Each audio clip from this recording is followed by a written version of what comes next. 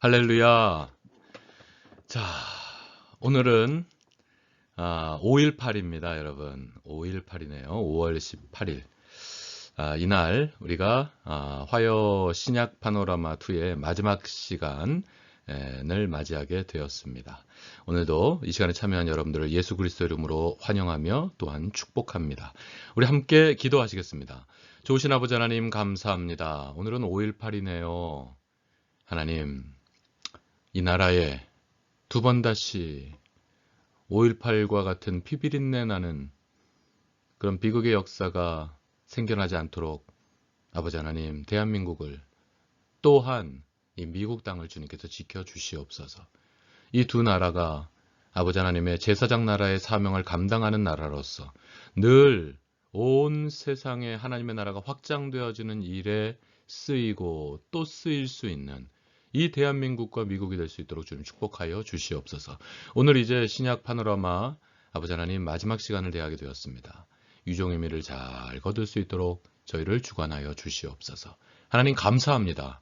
이 시간도 오직 주님만 의지하옵고 감사하오며 예수 그리스도 이름으로 기도하옵나이다. 아멘. 할렐루야. 자, 오늘 이제 드디어 마지막 시간입니다, 여러분. 마지막 시간인데 내용이 좀 헤비합니다. 여러분이 잘 따라오시기를 부탁드리겠습니다. 자, 오늘은 요한계시록이고요. 먼저 아이고, 네, 이거 제가 고치질 않았네요. 죄송합니다. 요한 1, 2, 3, 4가 아니죠. 예, 요한 계시록입니다. 요한 계시록 읽기 숙제. 여러분 다 하셨습니까? 다 하셨죠? 네, 하셨는 줄 믿고. 네, 요한 1, 2, 3, 4가 아니라 요한 계시록입니다. 자, 요한 계시록의 개론을 공부하겠습니다. 내용은 다 고쳤네요. 그죠? 내용은 다 고쳤습니다. 제목을 안 고쳤어요. 자, 먼저 요한 계시록의 저자는 사도 요한입니다. 물론 저자는 성령 하나님이신 거죠. 네, 하나님께서 저자신 거고요. 요한 사도 요한께서 붓을 들어 대필을 한 것이다. 이렇게 보시면 되겠습니다. 근데 또 성경에 또 그 대필자들도 있죠. 네. 자, 저작의 연도는 한 90년경, 약 90년경이라고 볼 수 있습니다. 80년대 후반에서, AD 80년대 후반에서 90년대 초 사이로 보고 있습니다. 저작의 장소는 반모섬. 다른 예수님의 제자들이 뭐 한결같이 다 순교했죠. 복음 전하다가 순교했죠.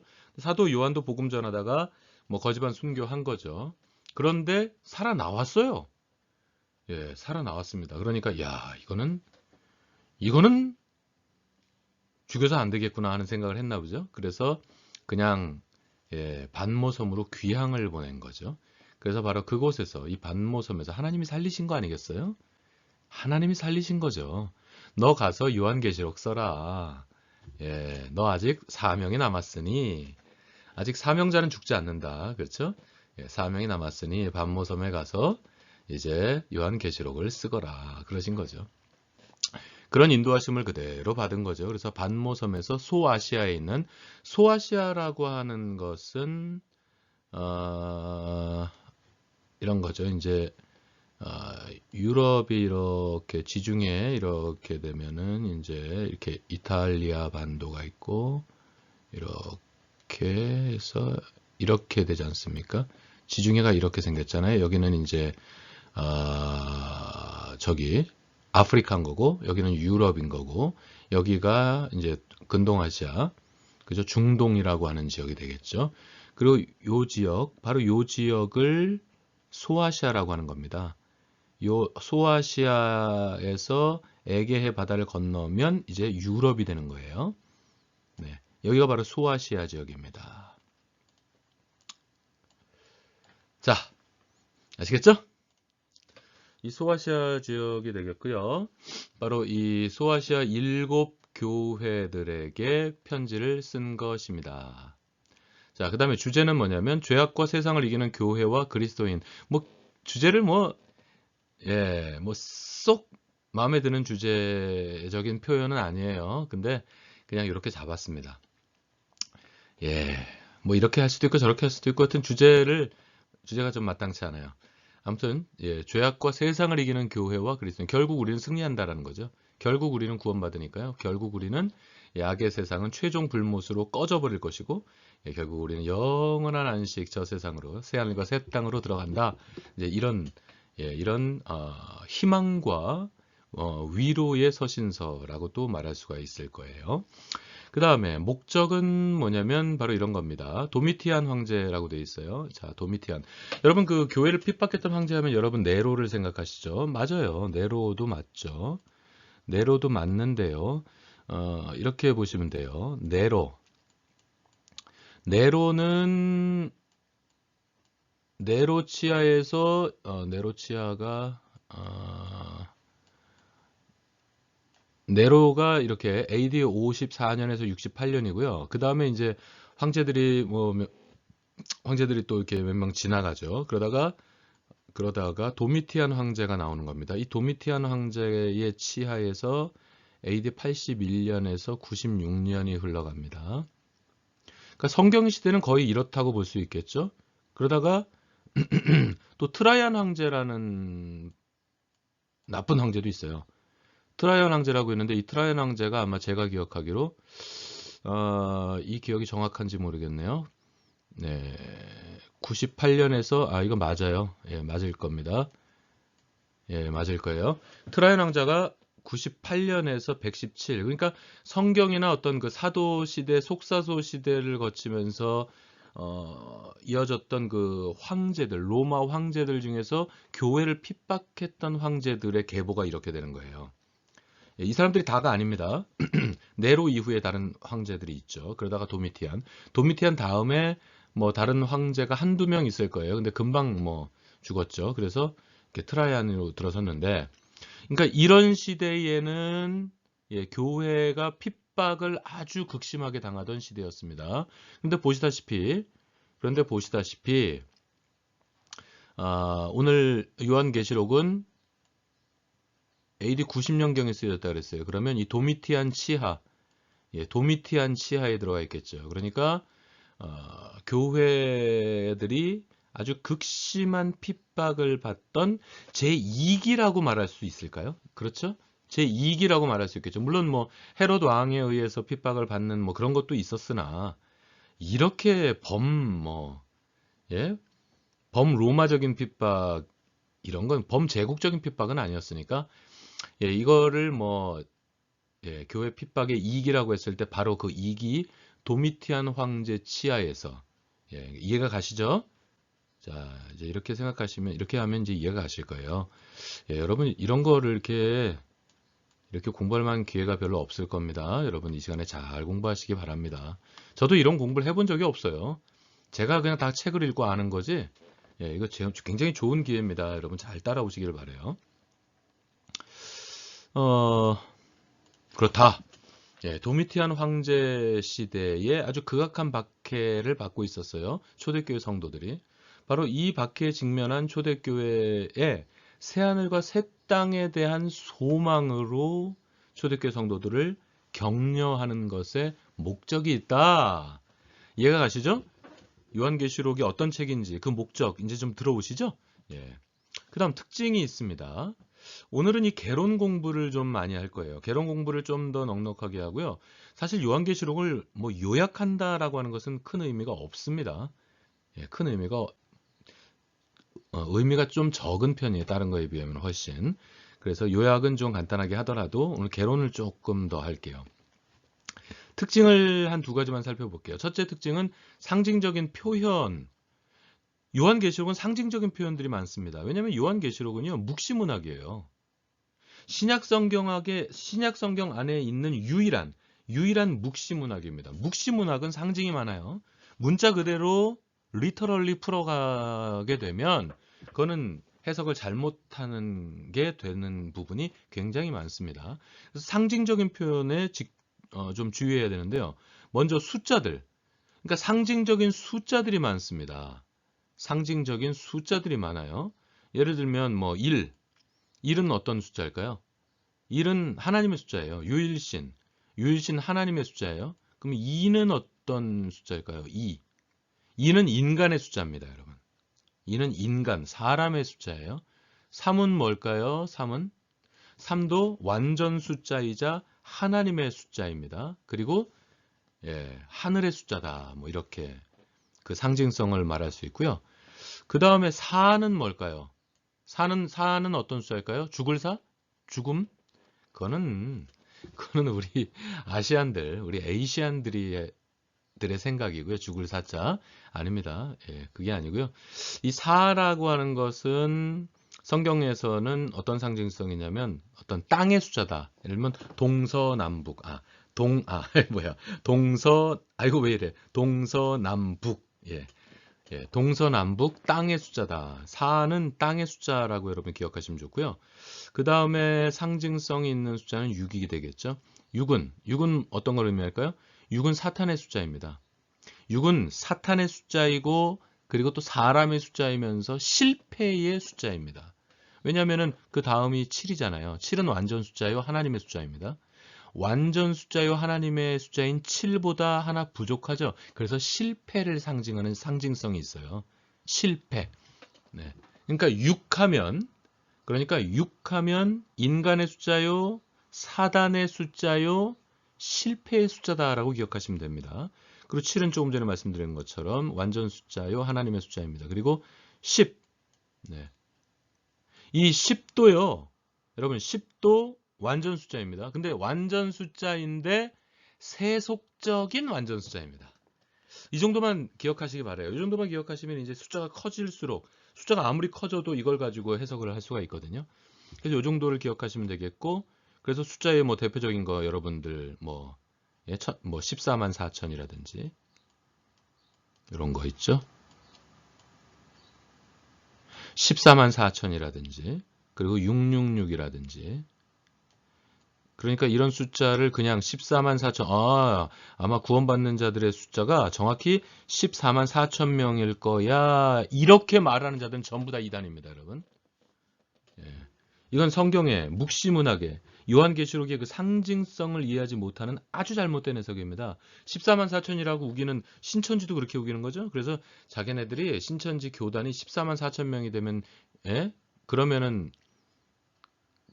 말세가 온다 뭐 그렇게 가르쳤던 거예요. 근데 신천지 교세가 14만 4천이 넘어가 버렸죠. 그랬더니 알고기 그 이만희 목소리가 이렇죠. 제가 흉내 좀 잘 내고 있는 거죠. 제 목소리가 아니라 이만희가 그랬어요. 알고기 14만 4천 명이 되면은 이만희 교주가 이따위 얘기를 하면서 교리를 바꿔가는 거죠. 알고기 14만 4천 명이 되면 이제 끝이 온다는 겁니다. 뭐 14만 4천은 여러분 상징적인 숫자예요. 14만 4천은 12를 12 곱하기 12인 거죠. 12를 12번 더한 거죠. 12는 뭡니까?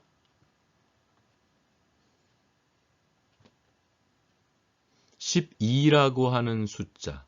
12를 12번 곱해가지고 그러니까 12가 아니죠. 12,000이죠. 12,000을 그렇게 하니까 14만 4천. 그러니까 12의 제곱근이 144죠? 맞죠? 지금 제가 갑자기 좀 순간적으로 또 헷갈립니다. 그래서 이런 숫자들은 어떤 그 상징으로 봐야지 문자적으로 이렇게 보는 거 아닙니다. 666도 마찬가지예요. 666? 666? 좀 더 설명드릴게요. 좀 더 설명드립니다. 아무튼 이런 상징성들이 있습니다. 그래서 상징으로 봐야 성경을 좀 더 제대로 볼 수 있다라고 하는 것이고요. 그 다음에는 색깔들. 이 요한계시록에 나오는 그 색깔들이 있습니다. 그 색깔들에 따라서 예를 들어서 뭐 흰색이다. 흰색 하면은요, 정결을 뜻하는 것이고 승리를 뜻하는 것입니다. 그리고 붉은색 있죠. 붉은색은 죽음이에요. 그리고 죽음 혹은 악을 뜻하는 것이고 혹은 사단을 뜻합니다. 청황색은 죽음을 뜻하는 것이고요. 검정색은 또 재앙을 뜻하는 것입니다. 이런 어떤 그 색깔의 상징성들이 있어요. 여러분이 그걸 알고 요한계시록을 보면 좀 더 이해의 폭을 넓힐 수 있습니다. 나오는 동물들 있죠. 요한계시록에 나오는 동물들이 있습니다. 예를 들면 양이 나오죠. 어린 양. 양하면 그 예수 그리스도입니다. 용하면 사단이에요. 독수리는 심판자를 뜻하고요. 짐승은 그 불신의 왕들, 예? 불신의 왕들, 짐승은 사탄이에요. 그리고 뭐 개구리나 메뚜기 같은 거 재앙을 상징합니다. 그러니까 이런 어떤 그 상징들이 많다. 상징적인 표현들이 많다. 그래서 이 상징을 상징으로 풀어내야 됩니다. 문자적으로 풀어서는 아주 잘못된 길로 가게 됩니다. 여러분 이걸 기억하셔야 돼요. 그리고 두 번째는 천년왕국설이라는 게 있습니다. 그래서 천년왕국이 굉장히 중요하죠.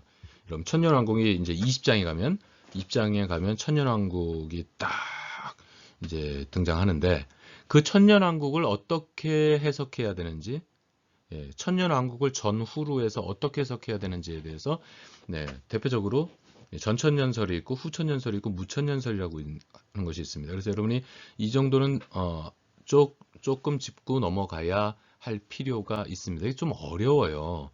이거 여러분들한테 사실 좀 어렵거든요. 예, 충분히 어렵죠. 깊이 공부하면 풀어지겠지만 간단하게 설명하기가 사실 좀 어려워요. 그런데 하여튼 이런 것들이 있다. 여러분이 네, 제가 좀 설명을 드릴게요.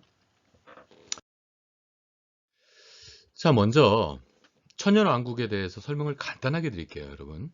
간단하게 드리겠습니다. 먼저 천년왕국에는 이런 세 가지 모델을 볼 수 있어요. 넓게 세 가지 모델로 볼 수 있겠고요.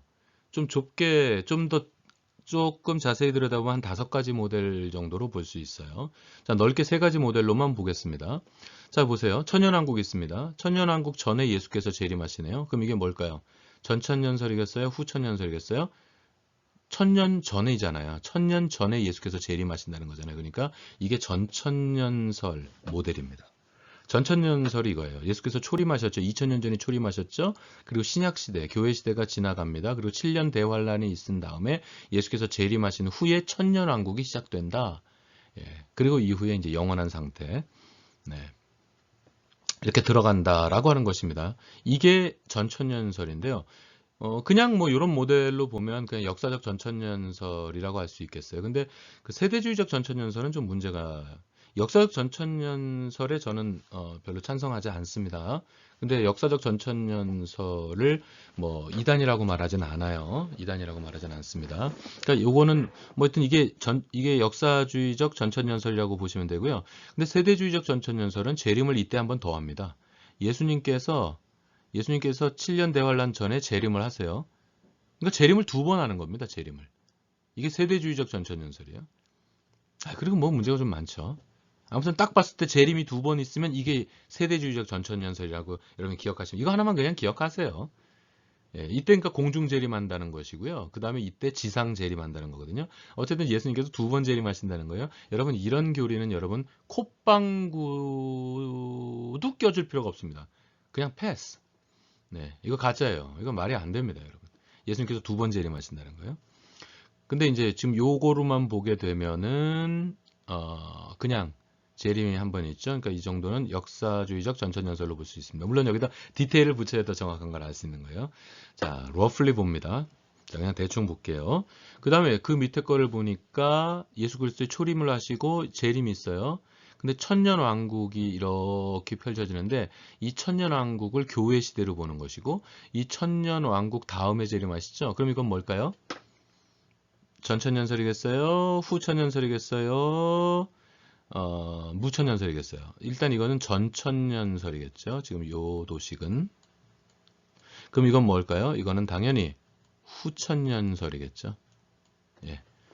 후천년, 천년 후에 예수께서 재림하시는 후천년설이 되겠죠. 이 자체로는 뭐 이거 요한계시록 이렇게 해석할 수도 뭐 있을 수도 있을 거예요. 예, 저는 여기 전혀 찬성하지 않지만 뭐 이렇게 뭐 할 수도 있을 거예요. 근데 심각한 것은 여기에 자유주의적인 후천년설, 그리고 진화론적인 후천년설, 이런 후천년설들이 아주 사악합니다. 예. 예수 그리스도의 재림을 믿지 않아요. 그리고 백보자 심판 같은 거 여러분 믿지를 않습니다, 여러분. 예? 그러니까 그런 이제 후천년설, 예, 그런 후천년설은 우리가 완전히 배격해야 되는 거예요. 그다음 저는 이겁니다. 이거를 이제 무천년설이라고 하는 겁니다. 저는 무천년주의자입니다. 이걸 무천년설이라고 하는데, 잘 보시면 예수 그리스도의 초림이 있고 재림을 하시는데 천년왕국이 없네요. 그죠? 그래서 무천년주의라고 합니다. 근데 무천년이, 이게 제목이 좀 잘못됐어요. 표현이. 무천년이 아니고요. 예수 그리스도께서 오신 이후부터 재림하실까지의 이 긴 역사적인 기간, 이 교회 시대, 이 신약 시대 전체를 천년 왕국으로 해석하는 것이 무천년주의입니다. 이 긴 신약 시대, 이 긴 교회 시대 전체를 천년 왕국으로 보는 것이고요. 그리고 이 천년 왕국 후에 예수께서 재림하시는 것으로 보는 거예요. 그 예수 그리스도의 재림 전에 7년 대환란이 있다라고 믿습니다. 이게 중요한 포인트라고 말할 수 있겠어요. 그래서 우리가 최소한 이 천년왕국에 대해서 어떤 심각한 오류에 빠지지 않으려면 우리가 기억해야 되는 것을 몇 가지 그 팁을 드릴게요. 먼저 재림은 1회. 재림은 무조건 1회만 있다는 거 여러분 기억하십시오. 재림은 1회. 그리고 두 번째는 재림 전에 7년 대환란은 있다라고 봐야 됩니다. 그게 성경적인 거죠. 성경이 그렇게 말씀하고 있어요. 이것까지 무슨 예? 그러니까 7년 대환란이라고 할 때 이 7년이라고 하는 이 기간 자체는 해석의 여지가 있습니다. 꼭 7년이겠느냐? 아니면 엄청난 완벽한 환란 이런 것들을 의미하는 7일 수도 있겠죠. 정말 기간이 딱 떨어지는 7일지 거기에 대한 해석의 여지가 있으나 7년 대환란은 있다라는 거. 그 다음 세 번째, 백보자 심판은 무조건 있는 것입니다. 이렇게 해서 예수님께서 재림하신 이후에 백보자 심판이 열리죠. 백보자 심판이 열리고 이렇게 해서 최종적인 넌 천국 넌 지옥, 그리고 사탄은 어디로 갈까요? 영원 불못으로 들어가죠. 사탄은. 사탄은. 그렇게 이게 천년왕국설입니다. 여기에 대해서 요 정도만 하겠습니다. 여러분 더 설명하면 여러분이 오히려 더 헷갈릴 것 같아요. 사실 짧게 설명하기가 어려워요. 근데 대충 전천년주의, 천년왕국 전에 예수님 재림, 후천년주의, 천년왕국 후에 예수님께서 재림, 무천년주의는 천년이 없다는 게 아니라 전 신약 시대, 전 교회 시대 전체를 천년 왕국으로 보는 것이고, 바로 그 천년 왕국이 끝나면 예수께서 재림하시는 거로 보는 게 바로 무천년주의입니다. 개혁주의적인 천년 왕국에 대한 모델은 이 무천년주의라고 말합니다. 저는 분명 개혁주의자이고, 저는 복음주의자이며, 저는 개혁주의자로서 당연히 저는 이 무천년주의 사관을 따르고 있습니다. 이게 천년왕국에 대한 것이고요. 이제 여러분 이 정도는 좀 알고 지나갔으면 좋겠습니다. 이렇게 제가 여러분들에게 권하는 것은 이 모델을 기억하시기 바랍니다. 이 모델을 기억하시고 성경을 보면요, 성경이 이해가 더 잘 된다고 생각합니다. 신약 성경 전체가 마태복음을 읽다가 무천년주의가 맞구나 이런 생각이 들어요. 저는 마태복음도 읽다가 어떤 복음서를 읽다가도 아이고 이 무천년주의가 역시 맞구나. 저는 그런 생각이 듭니다. 그러니까 저는 여러분에게 이 무천년주의를 권합니다. 넘어가겠습니다. 그리고요. 자, 666에 대해서 한번 설명을 드릴게요. 이 666에 대해서는 제가 그 온라인 기초 성경 공부를 할 때 제가 심도 깊게 여러분에게 가르쳐 드린 바가 있습니다. 그래서 오늘 간단하게만 그냥 넘어갈게요. 이 666에 대한 여러 가지 해석이 있는데 그 중에 역사주의적인 해석을 하는 사람들은 뭐라고 주장을 하냐면, 그러니까 이 종교개혁 당시에 주로 했던 해석이 역사주의적인 해석입니다. 종교개혁자들이 했던 해석이에요, 이게. 이 역사주의적인 해석은 뭐냐면 그 당시에 교황을 보니까 이건 완전히 교황이 악마인 거예요. 이 교황이 완전히 악마인 거예요. 베네딕토라고 하는 교황이었거든요. 이 베네딕토를 히브리어로 써봅니다. 베네딕토라고 하는 교황의 이름을 히브리어로 쓰면 히브리어는 각 알파벳의 음가가 숫자 값이 있어요. 그래서 이 배는 B가 아니라 사실은 뭐 이렇게 써야 돼, 이렇게 쓰겠죠. 네. 뭐 이게 히브리어로 이렇게 히브리어는 여기서부터 씁니다. 근데 이렇게 쓰지 않고요. 근데 아무튼 히브리어로 이 베네딕토를 이렇게 나열을 해서 그 음가를 더하면요. 2 더하기 5 더하기 50 더하기 5 더하기 4 더하기 10 더하기 20 더하기 300 더하기 70 더하기 20 하면 이 숫자 값을 다 더하면 666이 나옵니다. 그래서 성경에서 말하는 이 666은 바로 교황이다. 로마 캐톨릭의 교황이 바로 666이다. 적그리스도다. 그러니까 적그리스도는 교황이다. 666은 바로 교황이다. 이렇게 해석을 했습니다. 이게 바로 역사주의적인 해석입니다. 넘어갈게요. 제가 지금 굉장히 간단하게 설명드린 거예요. 자, 두 번째는 666을 미래주의적으로 해석을 합니다. 이 미래주의적인 해석에 따르면 미래에 이런 666이 나타날 거다. 미래에 적그리스도들이 나타날 거다. 미래적으로 바라보는 거예요. 그래서 역사적으로 우리가 보다 보면 한 20, 30년 전쯤 될까요? 20, 30년 전입니까? 한 3, 40년 전인가요? 그때 이 바코드라고 하는 것이 세상에 등장했죠. 이 바코드라고 등장했던 것이 등장했을 때 어떤 근본주의 신학자들이, 많은 근본주의 신학자들이 이게 바로 666이다. 이 바코드가 바로 666이다. 이거 받으면 안 된다. 이게 짐승의 표다. 막 그러면서 이거 받지 말자 하고 막 운동하고 막 그냥 그런 일들이 있었죠. 바코드가 666입니까? 지금 생각해 보시니까 바코드가 666입니까, 여러분? 그 다음에 또 하다 보니까 요 QR 코드라는 게 나타났죠. 이건 좀 비교적 최근에 나타났어요. 요거는 일직선으로 배열되죠. 그러니까 경우의 값이 굉장히 적죠. 근데 이거는 3차원으로 배열을 하죠. 경우의 값이 굉장히 큽니다. 이건 그래서 엄청나게 많은 신호들을 담을 수가 있는 게 바로 이 QR코드입니다. 이거하고 이게 뭔 차이가 있나 여러분 생각하실지 모르는데 이건 엄청나게 많은, 이거와는 비교할 수도 없을 만큼 그게 바로 이 QR코드입니다. QR코드가 나왔을 때 이게 666이다. 이게 666이다 하면서 이거 받으면 안 된다 하고 주장하는 사람이 요즘도 있습니다, 여러분. 이게 666이겠습니까, 여러분? 그리고 베리칩이라고 하는 것이 등장했죠. 인간의 신체에 바로 여기 인간의 신체에 쌀알갱이만한 요 베리칩을 우리 신체에다가 이식을 해가지고요. 우리의 생체 정보를, 그리고 의학 정보를, 경제 정보를 여기 넣어서 신용카드 같은 것도 필요 없이 이렇게 한다라는 거 아시죠, 여러분? 바로 요 베리칩 이런 것이 나왔을 때, 이야, 이게 666이구나. 이걸 절대로 받으면 안 된다. 지금도 그렇게 주장하는 사람들이 많이 있습니다. 주로 이 근본주의 진영에서 이걸 지금도 열심히 주장합니다. 이거 받으면 안 된다. 여러분 이거 안 받으시겠어요? 이거 안 받으시겠어요? 이거 안 받으면 굉장히 불편할 텐데. 이게 666일까요?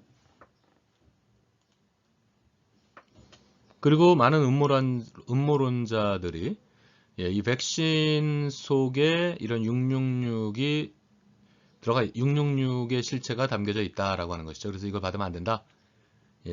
이거 받으면 안 된다. 음모론자들이 지금도 열심히 이거 주장하고 있습니다.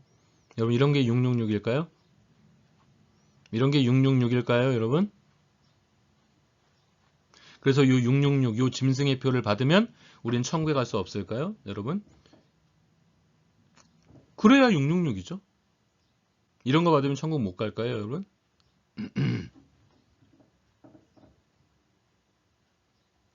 이거 한 2, 30년 지나면 또, 야, 세상에 우리가 요게 666이라고 우겼어. 참, 아이고, 세상에 사람들이 이렇게 무지할 수가 있나. 이런 얘기를 아마 한 2, 30년쯤 지나면 여러분들이 이때를 회상하면서 아마 그런 말씀들을 하게 될 가능성이 굉장히 높다고 생각합니다.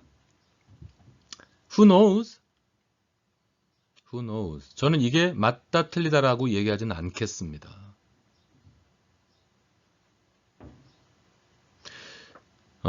이게 666이 솔직한 제 입장은 그래요. 이거 666 아니다. 이게 666이 아닐 거라고 저는 생각합니다. 그 이유를 좀 이따 말씀드릴게요. 이게 666이 아닐 거라고 생각합니다. 그러나 이것을 받는 것에 대해서는 저도 고민할 것입니다. 고민해 볼 것입니다. 왜냐하면 0.0001%라도 만약에 이게 666일 가능성이 있다면 제가 어떤 삶의 불편함이나 불이익을 당할지라도 저는 구원이 더 소중하니까 저는 천국이 더 소중한 사람입니다. 그래서 0.00001%라도 내가 이걸 받아서 천국에 못 갈 가능성이 있다면 저는 안 받을 거예요. 그래서 드리는 말씀이에요.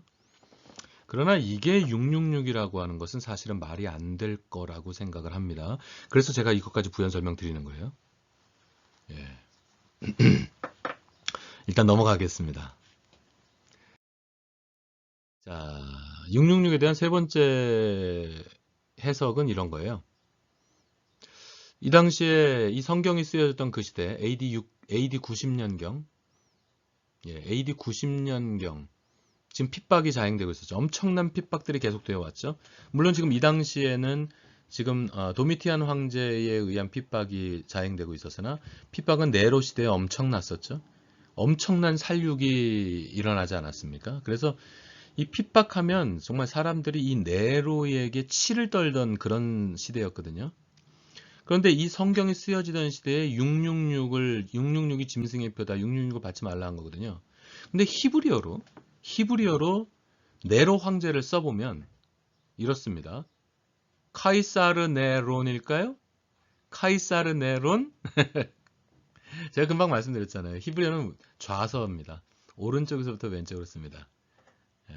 이거 여러분을 보면서 제가 강의를 해야지 여러분을 놀려먹을 수 있는데 제가 그걸 못해서 아쉬워요.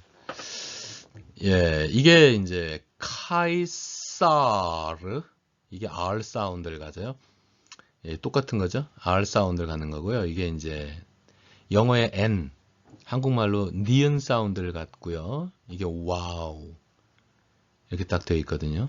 그래서 이게 읽으면 카이사르 네론 이렇게 읽습니다. 히브리어로 네로 황제를 써보면 이렇습니다. 카이사르 왜 그러잖아요. 카이저. 영어로는 물론 시저라고 발음하지만 황제를 우리가 카이저라고 발음하지 않습니까? 그 카이저를 히브리어로 썼을 때 카이사르가 됩니다. 카이사르 황제, 카이사르 네론. 그러니까 황제 네로가 되는 겁니다. 황제 네로를 히브리어 쓰면 이렇게 되거든요. 히브리어는 제가 숫자 값이 있다고 그랬죠? 예, 그 숫자 값을 정리해 보면 이렇습니다. 100 더하기 60 더하기 200 더하기 50 더하기 200 더하기 6 더하기 50은 몇이 나올까요? 이게 666입니다. 그래서 이 과거주의적으로 해석을 하는 사람들에게 있어서 과거주의적으로 해석하는 사람들에게 있어서 666은 네로다. 네로 황제를 666 적그리스도로 해석했다. 이거죠. 예. 이 해석 재밌죠? 여러분 이 해석 딱 보시니까 이야 이거다 싶지 않아요? 이야 네로구나. 네로가 적그리스도구나. 네로가 666이었구나. 여러분 딱 그런 생각이 드시죠? 그러나 이것도 좋은 해석이 아니라고 봅니다.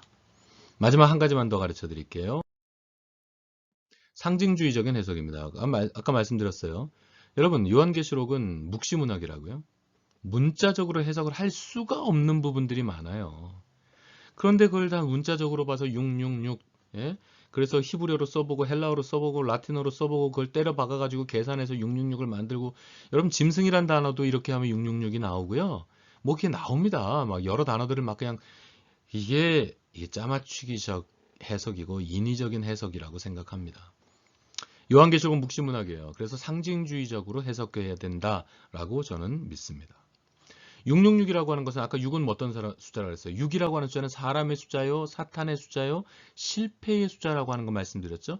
이 666이 삼겹수가 되어 있는 거예요. 666. 그러니까 이것은 사탄적이고 사탄적이며 지극히 사탄적인 숫자가 바로 666이다라고 하는 것이 문자적으로 666 딱 떨어지게 그렇게 말하는 게 아닌 것으로 보는 것이 옳다라고 생각합니다. 여러분 생각해 보세요. 에베소 2장 8절 다 아시죠? 너희가 그 은혜를 인하여 믿음으로 말미암아 구원을 얻었나니 구원을 얻을지도 모르리니 이렇게 돼 있어요? 구원을 얻을 걸? 아마도 어쩌면 possibly 구원을 얻을 수 있어. 여러분 이런 게 아닙니다. 너희가 그 은혜를 인하여 믿음으로 말미암아 구원을 얻었다. 이거 완료 시제입니다, 여러분. 우리의 구원은 이미 완료된 상태예요. 예수 그리스도를 믿음으로 말미암아 우린 이미 구원이 완료된 사람들이에요. 예? 우리는 666을 받을 수가 없는 사람들입니다, 여러분. 우리의 구원은 이미 끝난 상태라고요. 이게 성경의 진리예요. 우리의 구원에 대해서 표현한 부분, 말씀들을 다 찾아보세요. 구원을 얻을지도 모를 걸 여러분 이런 식으로 표현된 데가 없습니다. 우리의 구원은 이미 물론 already와 not yet의 긴장 관계 가운데 있는 것도 사실입니다. 그러나 우리의 구원은 완료 시대로 기록되어 있는 부분들이 굉장히 많습니다. 우린 이미 구원 받은 사람들이에요. 우리는 666을 받을 수가 없어요. 그리고 말씀을 찾으려면 얼마나 많이 찾아야 되겠습니까, 여러분? 그냥 딱 두 가지만 생각해 보시죠. 로마서 8장 제가 붙인 별명 있잖아요. 예? 영적 자양강장제 짱이라고 저는 개인적으로 부른다 그랬죠. 예? 일상 그 무엇이 우리를 그리스도의 사랑에서 끊을 수 있겠느냐? 예? 전쟁이나 기근이나 예? 그 어떤 것도 우리를 우리 주 그리스도 예? 하나님의 있는 이 사랑으로부터 끊을 수 없도다라고 선언하고 있지 않습니까? 그 어떤 것도 우리를 그리스도의 사랑으로부터 끊을 수 없습니다. 이 구원을 앗아갈 자 누구도 앗아갈 수 없네.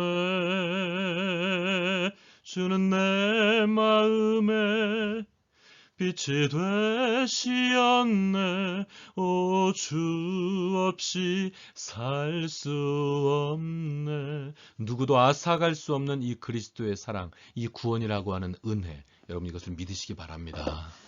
우리는 그래서 666에 대해서 걱정하면서 살 필요가 없어요. 예? 666이 바코드다, 666이 QR 코드다, 666이 뭐다. 마음의 중심을 보시는 하나님께서 우리가 정말로 666을 사모하는지 666이라고 하는 것을 마음에 받아들이는지 아닌지 그거 하나님이 다 아실걸요? 아니, 하나님이 아십니다, 여러분. 그래서 우리는 666에 대해서 걱정할 필요 없이 살아갈 수 있는 이미 구원받은 존재들이다라고 하는 이 사실을 명심하시기 바랍니다. 요한계시록은 상징적으로 풀어야 되는 거예요. 요한계시록은 상징이 많은 하나님의 성경입니다. 그래서 이 상징적인 해석을 취해야 된다라고 하는 이 사실을 여러분 기억하시기를 부탁드립니다. 자, 그럼 본격적으로 요한계시록 요약 을 시작하도록 하겠습니다. 요약은 다시 한번 말씀드리지만 요한계시록은 요약이 그렇게 큰 의미가 있진 않겠다 싶습니다. 그래서 요약은 조금 간결하게 진행하도록 하겠습니다. 자, 우리 요한계시록 1장. 요한계시록 1장은 영광스러운 예수 그리스도라고 요약을 하면 좋을 것 같아요. 예수 그리스도의 영광과 위엄을 상징하는 표현들이 많이 나오죠.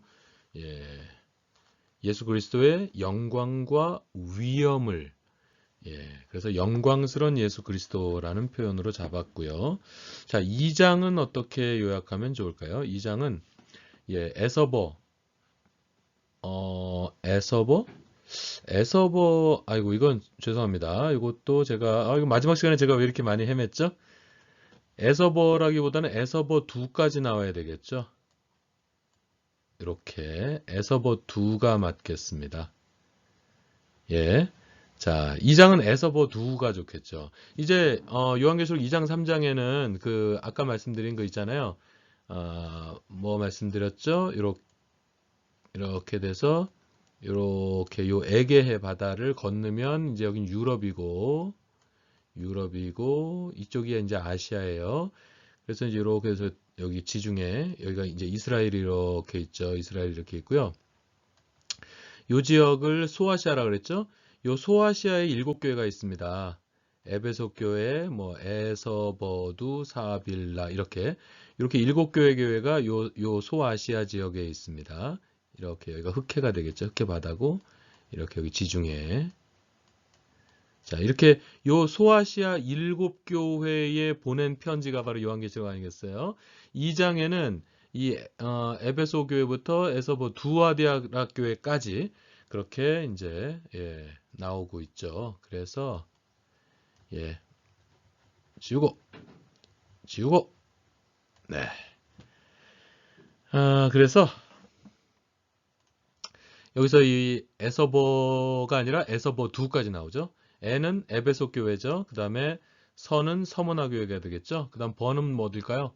버가모 교회가 되겠죠. 두는 두아디라 교회가 되겠죠. 이렇게 해서 에서버 두까지 나와야 되겠죠. 칭찬만 받은 교회가 여기서 어디입니까? 칭찬만 받은 교회, 서머나 교회죠. 서머나 교회는 칭찬만 받았습니다. 그러면서 네가 죽도록 충성하라 그러면 생명 멸류관을 내가 내게 주리라. 이 말씀이 바로 이 서머나 교회에 주시는 말씀이 되겠죠. 그 다음에 3장은 어떻게 요약할 수 있을까요? 나머지 세 교회에 대해서 나머지 세 교회 이 두 자를 지워야 되겠죠. 이건 제가 잘못한 거예요. 죄송합니다. 두는 여기 들어가면 안 되죠. 그래서 에서버 두사빌라가 아니라 에서버두 사빌라가 되겠죠. 여러분 이걸 제가 실수했다고 생각하시면 그건 오해예요. 여러분이 이렇게 딱 해도 아시는지 모르시는지 제가 그걸 테스트하기 위해서 이런 것입니다. 이런 공갈까지도 재밌게 봐주시기 바랍니다. 네. 그래서 이제 3장에는 사빌라죠. 4대 교회. 그 다음에 빌라델비아 교회, 그 다음에 뭐 라우디아 교회죠. 여기서 칭찬만 받은 교회 어디입니까? 빌라델비아 교회죠. 빌라델비아 교회. 그래서 필라델피아가 있는 겁니다. 빌라델비아 교회가 칭찬만 받았죠. 그래서 네가 적은 능력으로 내 말을 지켰다 이거죠. 그래서 시험의 때를 내가 면하게 해주겠다. 이와 같은 말씀을 받은 교회가 빌라델비아 교회가 되겠죠. 그래서 1, 2, 3장이고요. 그 다음에 4장은 어떻게 요약할 수 있을까요? 하늘 보좌와 예배라고 말할 수 있겠어요. 꼭 이 4장을 보면 하늘 보좌, 하늘 보좌에 대한 묘사가 막 나오죠. 그러면서 막 천국을 이제 어떤 그 방송 기자들과 카메라 감독이 가지고 천국에 가서 천국을 막 실황 중계하는 듯한 막 그런 묘사들이 나오죠. 그 하늘 보좌가 얼마나 영화로운지 그거를 실황 중계하는 것 같아요. 그 하늘 보좌와 거기서 드려지는 그 예배에 대해서 그렇게 말씀을 하죠. 그 다음에 5장은 어떻게 요약할 수 있을까요? 7 인봉책과 어린 양이라고 하면 되겠죠. 7 인봉책. 7개의 인봉된 책이 나옵니다. 여기서 막 그냥 이걸 인봉해야 되거든요. 이걸 인봉해야 되는데 인봉할 사람이 없는 거죠. 그런데 오직 어린 양이 누구예요? 예수 그리스도. 이런 상징은 어린 양이 예수 그리스도 되심에 대한 상징은 뭐 그냥 이론의 여지가 없으니까 이런 말씀은 그냥 예수 그리스도라고 말씀해도 됩니다. 어린 양. 오직 어린 양만이 7인을 떼기에 합당하시다 하면서 그 어린 양을 찬양하는 그런 5장입니다. 어린 양. 오직 어린 양만 이 인봉을 떼기에 합당하십니다. 어린 양 외에 예수 그리스도 외에 그 누구도 이 7 인봉을 뗄 수가 없는 것이죠. 6장은 어떻게 요약할 수 있을까요? 6장은 7 인봉책이 7개의 인봉책이 있는 거잖아요. 그 중에서 첫 번째부터 6번째 인봉을 오픈하는 그래서 첫 번째부터 6번째 봉인 이것이 이제 순차적으로 나오는 것입니다. 그러니까 어린 양이 인들을 여시는 장면들 그리고 그때 재앙들이 막 생겨나는 그런 장면들을 묘사하고 있죠. 6장. 7장은 뭐 7장 하면 14만 4천이죠. 7장은 뭐 14만 4천인 거예요. 14만 4천이니까 무슨 숫자예요? 하나님의 인을 맞은 숫자가 14만 4천이라는 거죠. 그러니까 말을 바꾸면 뭐죠? 구원받는 자들의 수가 14만 4천이다라고 하는 거예요. 바로 이런 것들이 문자적으로 봐야 될까요? 그냥 숫자 그대로 14만 4천 명, 1, 2, 3, 4 이렇게 카운트해서 14만 4천 명, 여기까지 잘라서 구원받은 사람들, 나머지는 전부 다 구원 못 받고 지옥 갈 사람들, 이런 걸까요? 14만 4천에 대해서 말씀드렸어요. 이거, 여러분, 요한계시록은 상징적으로 해설해야 되는 부분이 굉장히 많아요. 문자적으로 풀어서는 안 되는 부분들이 많습니다. 이런 거를 문자적으로 풀어서는 안 돼요. 저 이만희 교주처럼. 그리고 또 뭐 14만 4천을 또 문자적으로 푸는 사람들은 보통 이제 세대주의자들이 이걸 이대로 푸는 경우들이 많고요. 그 다음에 뭐 또 여호와의 증인들도 14만 4천을 문자 그대로 풀 겁니다. 이 14만 4천 명은 딱 14만 4천 명만 구원받는다! 라고 하는 이런 소리. 문자 그대로 그냥 이대로 그냥 해석해버리는 사람들을 만나면, 여러분, 거리를 두시기 바랍니다. 14만 4천 명만 구원을 받는다? 이건 상징적인 숫자예요. 그리고 8장은 어떻게 요약할 수 있을까요? 8장은 7번째 봉인. 7개의 봉인책이 있는데 이제 마지막 7번째가 봉인되는 그 인이 이제 오픈되는 이제 그런 거죠. 7째 봉인이 딱 됐을 때 이제 막 재앙들이 막 내리는 그런 장면들. 그렇죠? 그 다음에 9장은 어떻게 요약할 수 있을까요? 9장은 열린 무저갱이라고 제가 제목을 한번 삼아봤습니다. 열린 무저갱. 무저갱이 열리는 거죠. 무저갱이 열리고 거기서 올라온 것들이 막 불신자들을 괴롭히는 겁니다. 근데 불신자들을 괴롭히는데 하나님의 성도들은 손을 못 대게 하시는 거죠. 그러면서 이제 7번째 천사가 올라와 가지고 인간들 3분의 1을 다 죽이는 장면들이 나옵니다. 근데 그렇게 하고도 남은 자들, 여기서 남은 자들은 뭐 이사야서에 나오는 그런 남은 자들하고는 개념이 다른 거예요. 여기서 남은 자들, 이건 죄인들입니다. 남은 죄인들. 남은 불신자들이 근데 끝까지 회개치 않는다는 거죠. 그러니까 이거 참 무서운 장면이죠. 회개해야 되는데 끝까지 회개하지 않는 자들이 있어요. 그거 심판받을 만한 무서운 경고로 우리가 받아들여야 할 필요가 있습니다. 회개해야죠. 하나님 앞에 죄를 진 게 있으면요. 회개해야죠.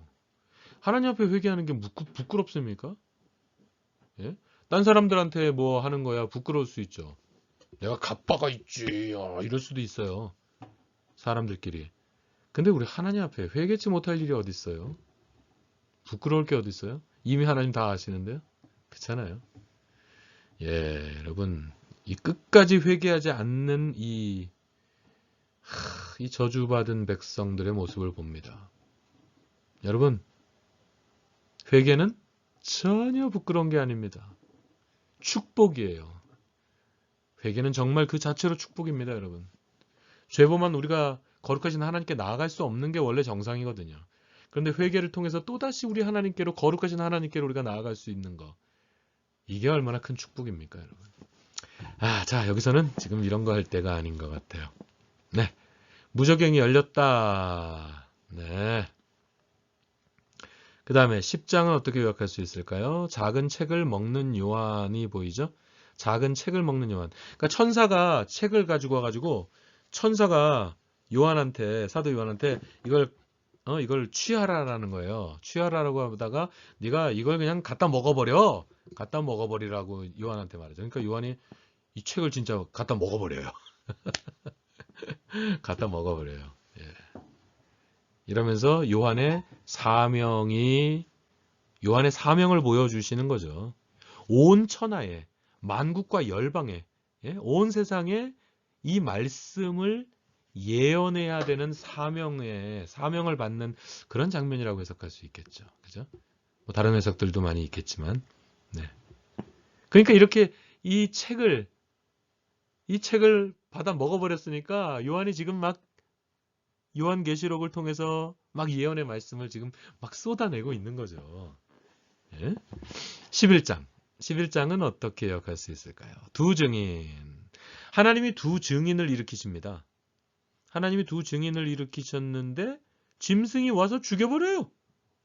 하나님이 세우신 이 두 증인을 짐승이 와서 죽여버립니다. 그랬더니 하나님이 다시 이 증인을 일으키십니다. 그리고 하늘로 올려보내시죠. 그런 두 증인에 대한 기사가 11장에 나오는 것이고요. 12장은 어떻게 기억할 수 있을까요? 12장은 용과 아이라고 할 수 있겠죠. 용과 아이. 해산한 여인이 나오죠. 해산한 여인이 나와서 이 여인이 아이를 낳습니다. 예? 근데 이 여인이 낳은 아이를 용이, 여러분 요한계시록의 상징성에서 용이 뭐라 그랬습니까? 용하면 사탄입니다. 요한계시록에 나오는 용, 짐승 이런 것들은 사탄을 뜻하거든요. 사탄에 대한 상징이 있어요. 근데 이 아이를 용이 삼키려 하는 것입니다. 그런데 미가엘이 나타나서 이 아이를 지키고 이 용을 이겨버리죠. 용을 무찔러 버리죠. 미가엘, 천사장 미가엘 있잖아요. 용을 무찔러 버리죠.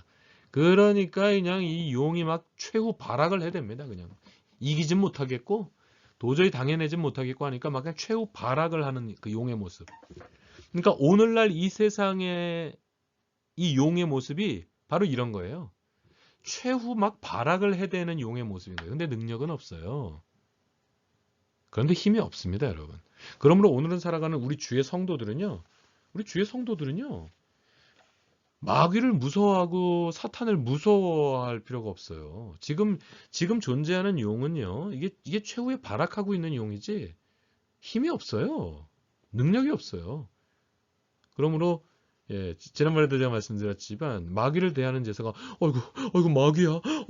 어이구 마귀야. 이게 아니고 여러분 우리가 마귀를 대하는 자세는 이 마귀 새끼가 어디 이 더럽고 추한 마귀 새끼들은 내가 나사렛 예수 그리스도 이름으로 명하노니 떠나가 저주를 받을지어다. 여러분 우리는 이런 선포를 할 수가 있는 거예요. 12장의 용의 모습을 보십시오. 얼마나 형편없습니까? 그냥 발악을 하는 거예요. 안 되니까. 이도 저도 안 되니까 발악을 하는 겁니다. 이게 바로 사탄의 모습이고 사탄은 이렇게 발악을 하면서 우리를 회방하고 우리를 괴롭히고 있습니다. 그래요. 아무것도 아니에요. 그 마귀 새끼들 이 마귀 새끼들 아무것도 아닙니다. 무서워하지 마세요. 담대하게 이기십시오. 담대하게. 13장 우리 어떻게 요약할 수 있을까요? 13장은 두 짐승이라고 요약할 수 있겠어요? 두 짐승. 머리가 7 달린 짐승이 나오는 거예요. 그죠? 머리가 7개예요. 머리가 7개. 머리가 7개 달린 아주 흉측한 이 짐승이 나오죠? 그런데 이 짐승이 온 세상을 우상숭배로 이끕니다. 온 세상이 우상숭배하도록 해요. 이 두 짐승이. 짐승은 뭐라고요? 사탄이라고요. 사탄 혹은 사탄의 세력입니다. 용이나 짐승이나 요한계시록에 나온 이 상징들이 그렇다고요. 그러면서 다른 짐승이 또 하나 등장하죠. 다른 짐승이 또 등장을 해서 이 짐승에게 막 권능을 주죠. 다른 짐승이. 그러면서 짐승의 표가 여기에 나오는 거죠. 그러면서 짐승의 표가 여기에 나오면서 이것은 짐승의 표니 666이라 666이 여기에 나오는 거죠. 13장에서 요한계시록 13장에 두 짐승이 그냥 하면서 짐승의 표가 딱 여기 나오는 거죠. 666. 네. 666. 그러니까 이 13장은 두 짐승장이라고 해도 되겠고 666장이라고 해도 되겠죠. 그렇죠? 그리고 14장은 어떻게 기억할 수 있을까요? 성도들의 노래라고 제목을 잡아봤습니다. 성도들의 노래. 왜냐하면 이제 14장에는 이제 14만 4천, 14만 4천, 그러니까 하나님의 인을 받은 구원받은 백성들 그 14만 4천이 노래를 부릅니다. 찬양을 한다라는 표현이 더 좋겠죠. 그러면서 또 이제 새 천사들이 와서 막 이렇게 일종의 메시지라고 할까요? 뭐 찬송이라고 할까요? 예언이라고 할까요? 어떤 이제 이런 메시지를 이렇게 하죠. 예, 그러면서 마지막 수확하는 장면, 그러면서 마지막 그 재난들, 그런 장면들이 14장에서 펼쳐집니다. 그 다음에 15장은 777이라고 제목을 잡아봤습니다. 777. 그러니까 일곱, 첫 번째는 일곱 뭐예요? 일곱 천사가 등장하잖아요. 일곱 천사가 등장하고, 그 다음에 일곱 뭐가 등장합니까? 일곱 천사와 일곱 재앙이 등장하고, 그 다음에 일곱 대접이 등장하죠. 일곱 대접, 일곱 금대접. 그래서 일곱 천사, 일곱 재앙, 일곱 대접. 그래서 네, 이런 것들이 나오니까 제가 제목을 777로 잡았습니다. 일곱 천사가 일곱 가지 재앙을 가지고 있죠. 예, 그러면서 하나님의 진노를 담은 일곱 대접. 하나님의 진노가 그 대접 안에 있어요. 그 진노를 담은 일곱 금대접을 일곱 천사에게 주는 겁니다. 일곱 천사가 이 대접들을 딱 받아야 하나. 그 다음에 16장 쏟아진 일곱 대접. 이제 예, 쏟아진 일곱 대접. 일곱 천사가 일곱 진노의 하나님의 진노를 담은 그 일곱 대접을 쏟아붓는 것입니다. 그러니까 거기서 막 그냥 재앙이 막 내리죠. 예. 17장 심판받을 큰 음녀라고 제목을 잡았습니다. 큰 음녀가 등장하죠. 큰 음녀가. 예. 이 큰 음녀가 근데 이 큰 음녀가 땅의 왕들과 아주 음란한 짓들을 막 하죠. 그러면서 음녀가 탄 짐승이 등장합니다. 음녀가 짐승을 타고 다니는. 예. 근데 결국은 17장 마지막에 보면 어떻게 되는 거예요? 결국은 어린 양이 승리하죠. 예? 짐승, 큰 음녀, 사탄이 이제 막 완전히 최후 발악을 하면서 전쟁을 벌이려고 하지만 어린 양의 승리로, 예. 어린 양의 승리로 돌아가게 됩니다. 할렐루야! 승리하였네 어린 양의 보혈로 우린 보혈의 능력으로 서리라. 오, 승리하였네. 이런 찬양이 있는데 여러분 잘 모르실 것 같아요. 예. 제가 젊을 때 많이 불렀던 찬양인데 승리하였네. 예. 어린 양의 보혈로 우린 승리하죠. 항상 어린 양이 이기십니다. 어린 양이 이기세요. 18장 어떻게 요약할 수 있을까요? 바벨론의 멸망이라고 요약을 했습니다. 바벨론의 멸망이 확정된 그 어떤 신탁이랄까요? 이제 딱 말씀이 나오죠. 그러니까 거기에 대한 이제 반응이 두 가지로 나뉘는 거죠. 바벨론이 멸망하게 되었도다. 딱 그러니까 막 그냥 예, 어떤 그 세상에 이 땅에 상인들은 막 그냥 막 비탄에 잠기는 거예요. 바벨론이 망하다니 비탄에 잠기는 겁니다. 이 땅에. 예, 상인들은. 그러나 성도들은 어때요? 성도들은 기뻐 찬양하는 거죠. 바벨론의 멸망은 우리 믿는 자들에게는 찬송이 되죠. 그리고 19장은 어떻게 요약할 수 있을까요? 19장은 어린 양의 혼인잔치입니다. 어린 양의 혼인잔치. 음녀가 이제 심판을 받게 되죠. 음녀가 심판을 받게 되니까 막 찬양을 하는 것이고요. 그러니까 백마를 탄 자, 백마 탄 자가 등장합니다. 누가 백마를 탈까요? 네. 아까 그 어떤 상징성에 대해서 제가 여러분 말씀드렸어요. 흰색은 뭐를 상징한다고요? 흰색, white. 흰색은 정결을 뜻하기도 하지만 또 승리를 뜻합니다. 정결과 혹은 승리를 뜻하는 게 흰색입니다. 예, 이게 그 상징적인 색깔이에요. 근데 보시면 예, 백마, 하얀색 말을 탄 자가 등장합니다. 승리하신 예수 그리스도 아니시겠어요? 너무 분명하죠. 너무 분명하게 여기서 백마 탄 자는 승리하신, 이미 승리하신 예? 우리 예수 그리스도, 우리 어린 양이신 예수 그리스도이시겠죠. 백마를 탄 자가 탁 등장을 해서 짐승들과 그 짐승들의 세력들을 잡아다가 그냥 다 목에다 집어 던져버립니다. 영원 불못. 최후의 발악을 하고 있는, 지금도 이 땅에서 최후의 발악을 하고 있는 이 사탄과 사탄의 졸개들, 사탄의 세력들은 결국 우리 어린 양이신 예수 그리스도, 백마 타신 자 우리 예수 그리스도께서 결국 최후 심판 날에 영원 불못으로 전부 다 잡아 넣어버리실 겁니다. 자, 이게 사실은 아까 그 천년 왕국에 대해서 공부할 때 이 천년 왕국을 조금 더 디테일하게 공부하면 이런 내용이 사실은 다 들어가거든요. 근데 그런 공부를 사실 우리가 했었어요. 작년에요. 작년에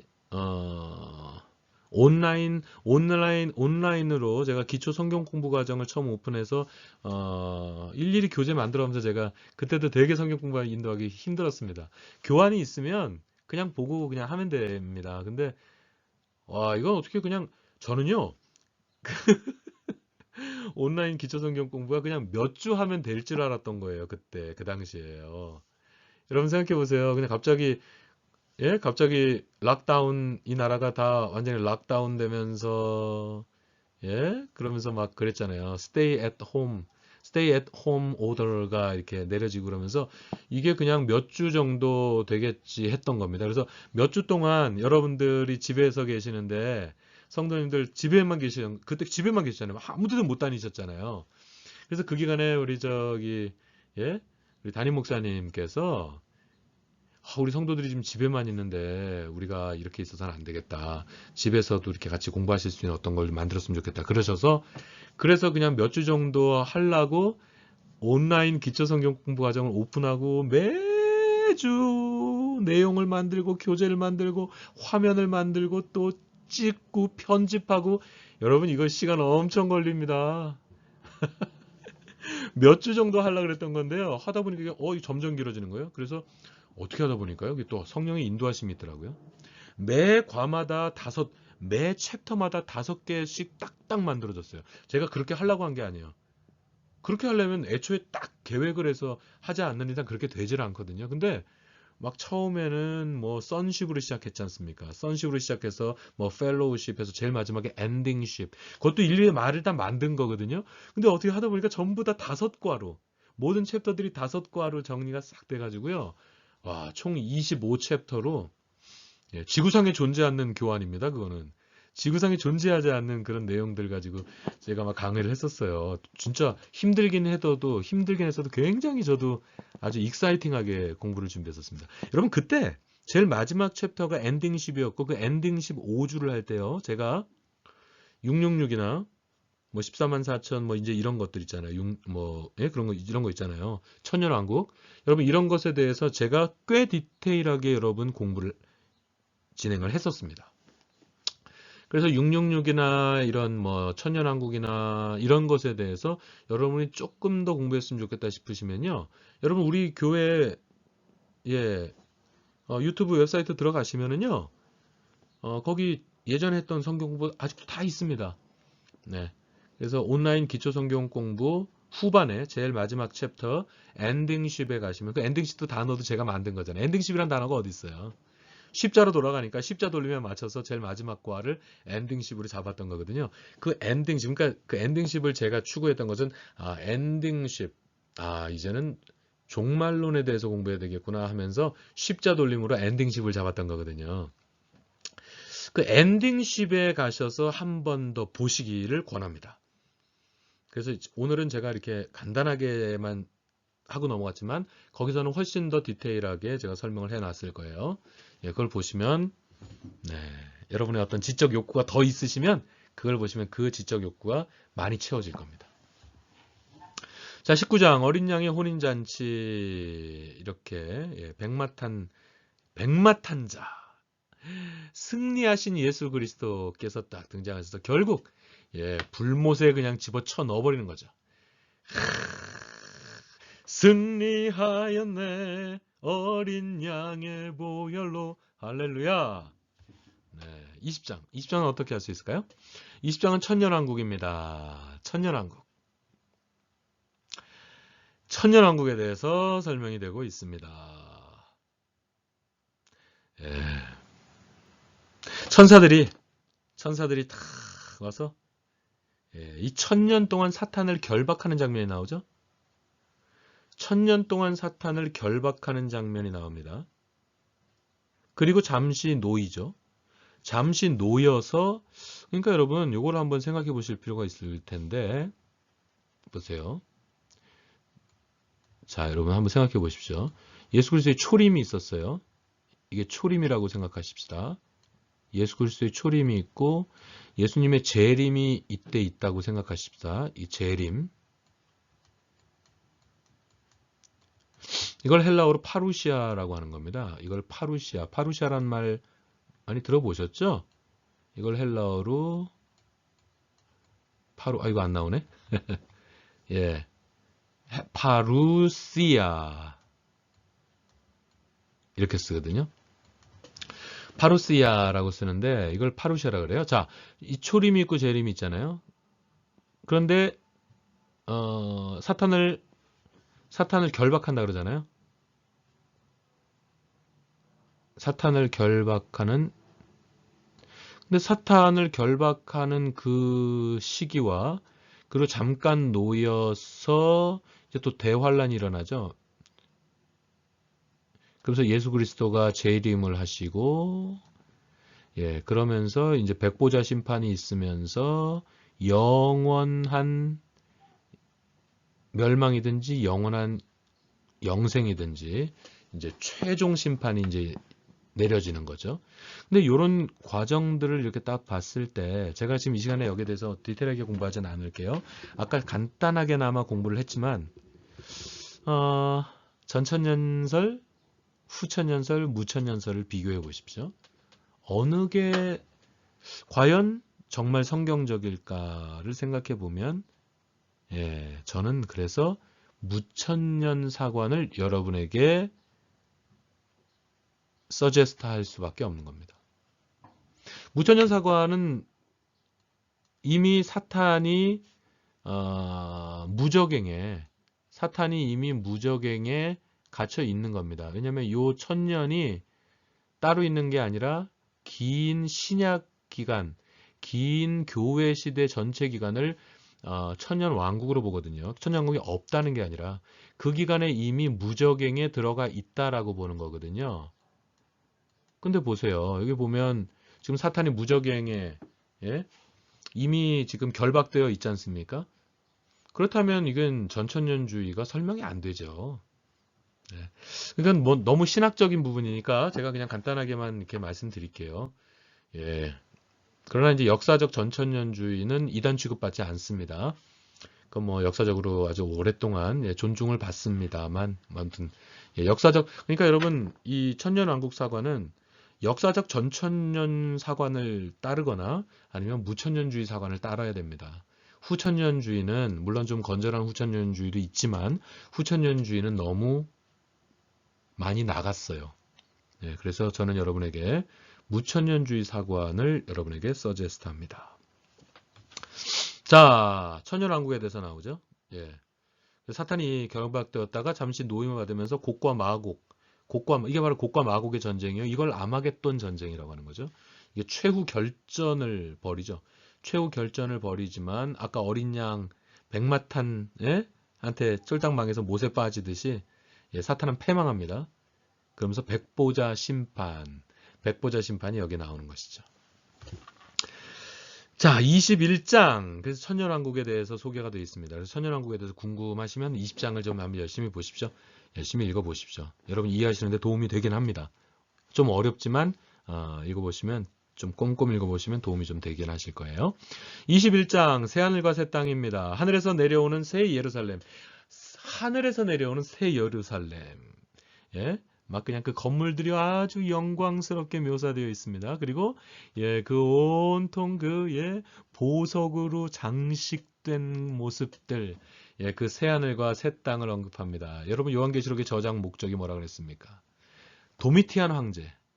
그 전에 네로 시대에 너무나도 많은 핍박을 받았습니다. 너무나도 많은 피를 흘렸어요. 우리 초대교회가. 그죠? 그러다가 도미티안 황제의 또 엄청난 핍박을 받게 되었어요. 그래서 이 핍박 가운데 있는 초대교회인들에게 우리에겐 새하늘과 새 땅이 있다. 우리에겐 영원한 저 천국이 있다. 바로 이 새하늘과 새 땅을 보여주면서 예? 다시금 격려하는 그런 요한계시록의 저장 목적이 바로 거기에 있는 것이거든요. 그러니까 어떻게 보면 사실 요한계시록의 클라이막스는 바로 이 새하늘과 새 땅이라고 말할 수도 있는 겁니다. 그래서 이게 바로 저장 목적에 부합하는 가장 부합하는 장이 그러니까 21장이라고 말할 수 있는 거예요. 그게 다는 아닙니다. 물론. 네.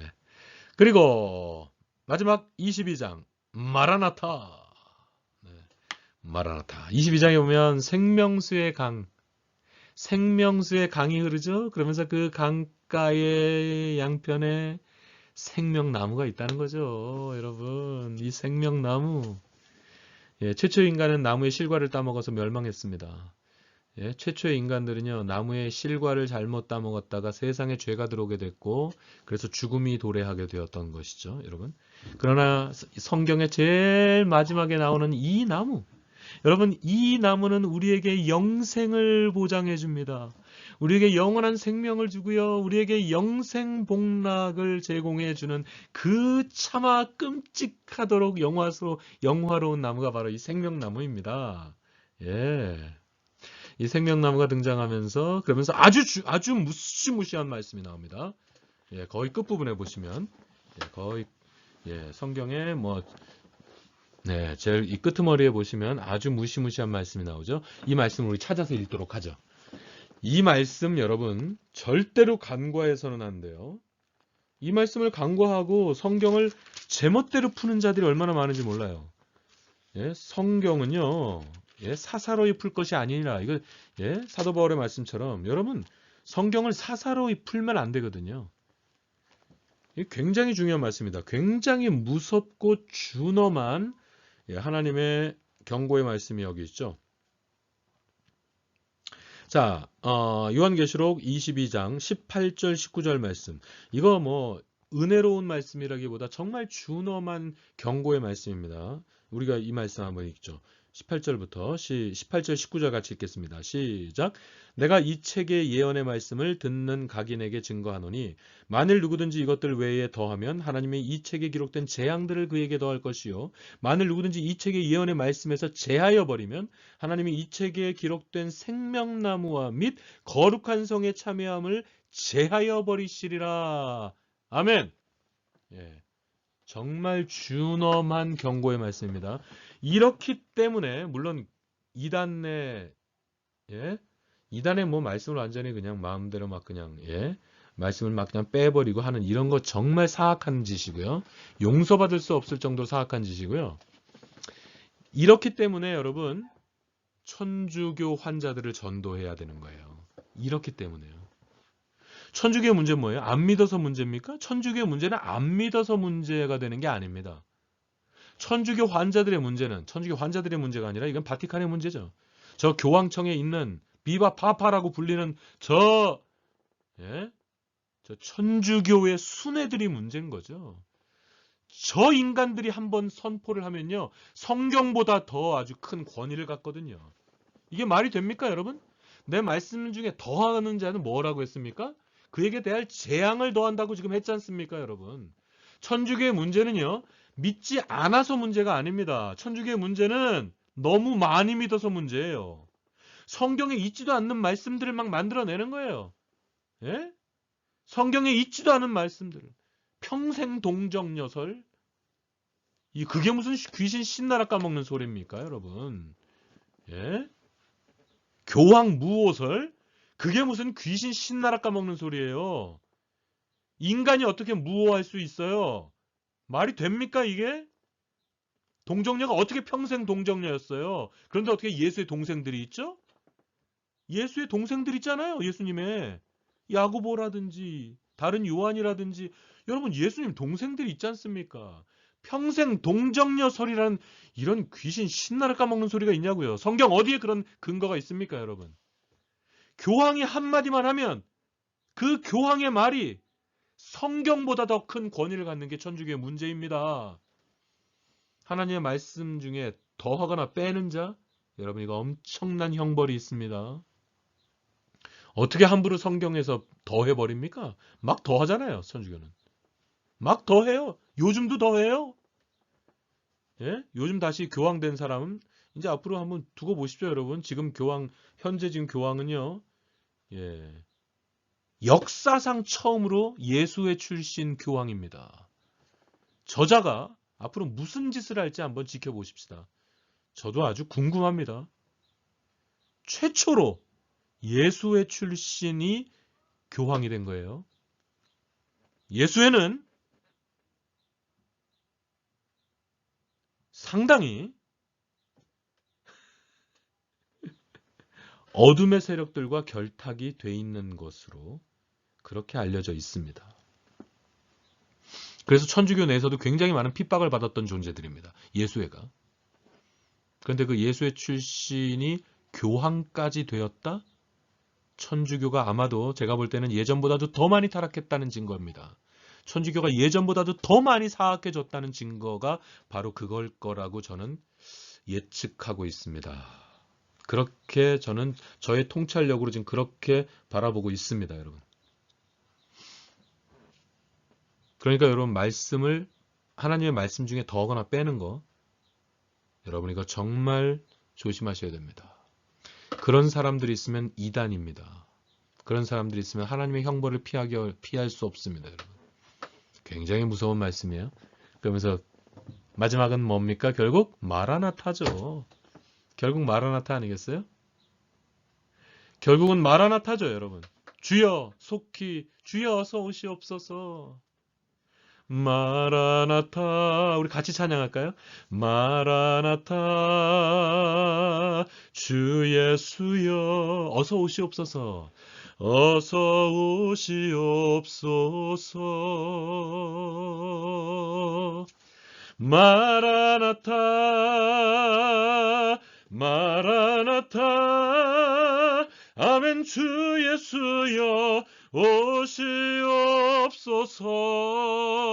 우리 이 부분만 한 번 더 하고 마치겠습니다. 마라나타 마라나타 마라나타 아멘 주 예수여 오시옵소서. 아멘 주 예수여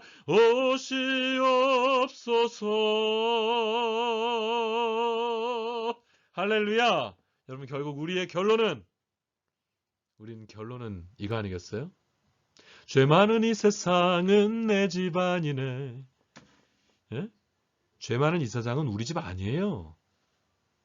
나는 저 하늘에 있네. 저 천국 문을 열고 나를 부르네. 나는 이 세상에 정들 수 없도다. 오 주님 같은 친구 없도다. 여러분 그거 아닙니까? 여러분 죄 많은 이 세상 우리 집 아닙니다. 하나님이 얘야 어서 오너라 부르면 네 주님 딱 놓고 가는 거예요. 이게 우리 모든 크리스찬들의 자세가 되어야 되는 거 아니겠습니까, 여러분? 그거죠. 그러면 우리는 마라나타. 여러분 우리는 마라나타 외치며 마라나타 하는 자세로 우리의 삶을 살다가 우리 주님 부르시는 날 예 주님 마라나타 이러면서 뒤도 돌아보지 않고 우리 하나님 품에 안길 수 있는 그와 같은 여러분들의 남은 인생 되시기를 예수 그리스도 이름으로 축원합니다. 할렐루야. 그동안 신약 파노라마 2 끝까지 잘 따라와 주셔서 감사합니다. 오늘 이것으로 우리 모든 신약 파노라마 2를 마치겠습니다. 모든 영광 우리 하나님께 올려드리겠습니다. 할렐루야. 정말 대단히 고생하셨습니다. 하나님의 평강이 또한 하나님의 축복이 늘 여러분과 함께 있을지어다. 기도가 마치겠습니다. 참 좋으신 하나님 감사합니다. 그동안 결코 짧지 않은 시간들 우리가 열심히 하나님께 바쳐서 우리가 주의 말씀을 공부하였습니다. 하나님 이 시간들이 헛되지 않도록 하여 주시고 이를 통해서 우리의 머리와 우리의 가슴에 잘 저장된 하나님의 이 말씀들이 아버지 하나님 잘 박힌 못과 같이 정말로 우리를 흔들리지 않는 믿음의 삶으로 인도할 수 있도록 하나님 저희들의 믿음을 더욱더 견고하게 세워 주시옵소서. 하나님 감사합니다. 모든 영광은 주님 홀로 받으시옵소서. 감사하옵고 모든 것을 주님께 의지하오며 예수 그리스도 이름으로 기도하옵나이다. 아멘. 할렐루야. 할렐루야. 네, 수고하셨습니다, 여러분. 정말 고생하셨습니다. 이제 다음에 또 어떤 식으로 다시 여러분을 찾아뵙게 될지는 아직 모르겠습니다. 네, 아직 모르겠습니다. 몇 주 쉬면서 고민해 보도록 하겠습니다. 안녕히 계십시오.